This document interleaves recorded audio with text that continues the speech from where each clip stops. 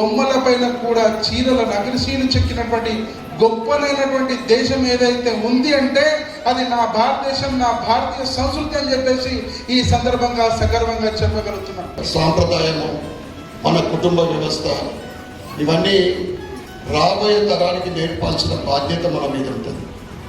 భారతదేశపు లోపల అంతర్గత యుద్ధము నిర్మాణం చేయాలనేటువంటి ఉద్దేశంతో అమెరికా సిఐఏ ఏజెంట్ నుండి బంగ్లాదేశ్, పాకిస్తాన్ ఇలా అన్ని శత్రు రాష్ట్రాల నుండి ఏ రకమైనటువంటి కుట్ర పన్నుతున్నారు, ఎంత దారుణమైనటువంటి పరిస్థితి ఈరోజు భారతదేశంలో నెలకొలింది అనేటువంటిది అన్ని ఉదాహరణలు చూస్తే మనకి అర్థమవుతుంది.